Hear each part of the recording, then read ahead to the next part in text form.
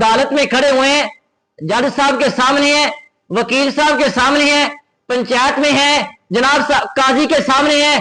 صلی ونصلی علی رسولہ الکریم، اما بعد، اعوذ باللہ من الشیطان الرجیم، بسم اللہ الرحمن الرحیم. یا ایہا الذین آمنوا اتقوا اللہ وقولوا قولا سدیدا. وقال النبی صلی اللہ علیہ وسلم لکل غادر لواء یوم القیامت یعرف بہ. یہ صحیح البخاری کی روایت ہے، حدیث نمبر ہے 6966، حدیث نمبر ہے صحیح البخاری کے اندر. امام بخاری رحمہ اللہ اس سے نقل کرتے ہیں کہ رسول اللہ صلی اللہ علیہ وسلم نے فرمایا، ہر دھوکہ دینے والے کے لیے قیامت کے دن ایک جھنڈا ہوگا، یعرف بہ، جس کے ذریعے سے یہ پہچانا جائے گا. یعنی کہ اگر آپ دنیا میں کسی کو دھوکہ دیتے ہیں،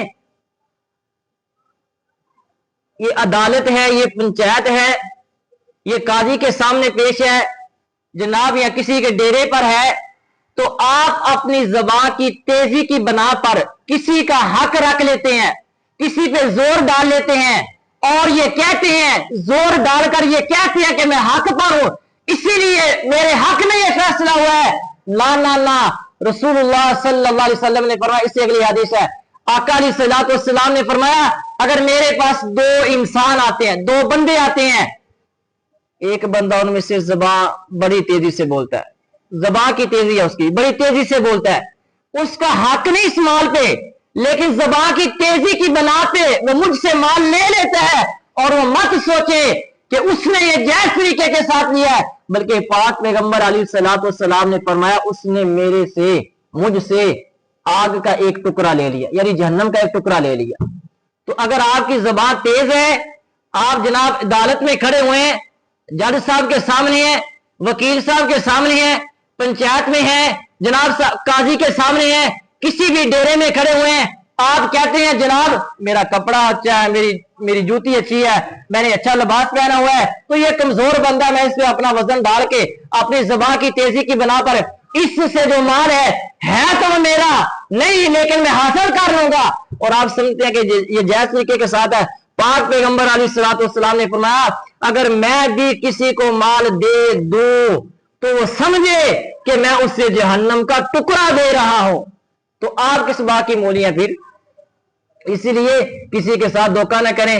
اللہ کے پاک پیغمبر علیہ الصلوۃ والسلام نے فرمایا کہ جس نے دھوکہ کیا وہ ہم میں سے نہیں، من غش فلیس منا، کہ جس نے ملاوٹ کی یا دھوکہ دیا وہ ہم میں سے نہیں. ہاں آپ مسلمان انسان تو ہو سکتے ہیں، لیکن پیغمبر علیہ الصلوۃ والسلام کے میں سے نہیں ہو سکتے، اللہ کے نبی علیہ الصلوۃ والسلام میں سے نہیں ہو سکتے. اسی طرح کسی کے ساتھ دھوکہ نہیں کرنا چاہیے.